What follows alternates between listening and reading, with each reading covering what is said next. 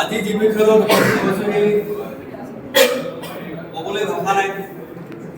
এনেকুৱা এটা মুহূৰ্ত উপস্থিত হ'ম বুলি ভবা নাছিলোঁ।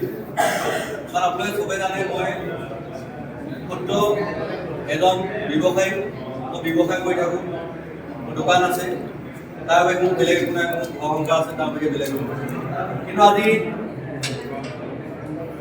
আজি যে আপোনালোকৰ মাজত আপোনালোকৰ আগত এনেদৰে থিয় হ'বলৈ সক্ষম হৈছোঁ, তাৰ মূলতে হৈছে আমাৰ কাকপথাৰ এই SKM ফিটনেছ ক্লাবত মোক অংশগ্ৰহণ কৰিবলৈ যি প্ৰেৰণা যোগালে মোৰ প্ৰথম চৌধুৰীয়া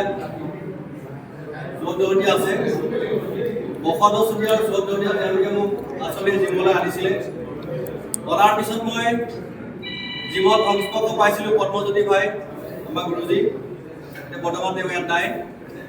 পদ্মজ্যোতি মৰাণৰ পিছতে আমাৰ ডিপুটি ৰাজু বাইদেউক লগ পালোঁ।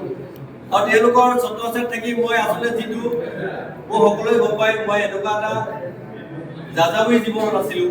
সেই যাযাবৰী জীৱনৰ পৰা এটা সুস্থ জীৱন বুলি মই অনুভৱ কৰিছোঁ। আজিৰ তাৰিখত মই এটা সুস্থ জীৱন পাবলৈ সক্ষম হৈছোঁ। মোৰ শ্ৰদ্ধাৰ দীপজ্যোতি হাজৰিকা আছে, লগতে মোৰ অন্যজন গুৰু আছে অপৰাজিত গগৈ,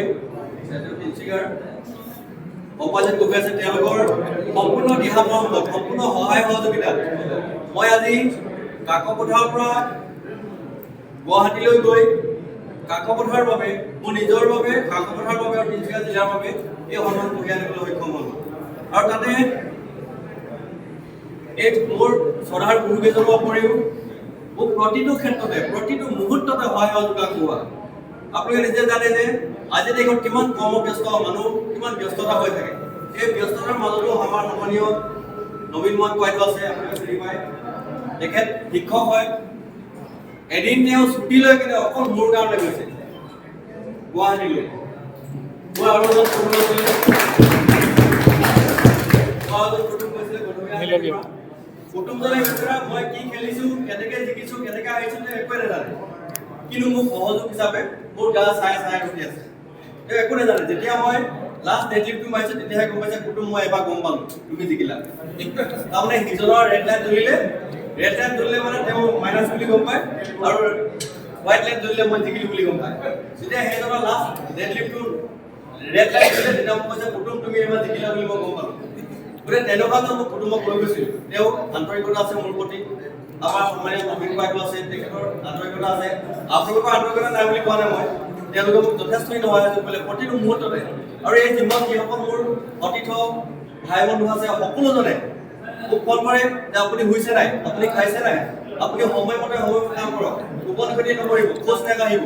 ইমান ধুনীয়াকৈ যেন মই কাকপথাৰ আঁচু নিচিনা লাগিছিলে মানে।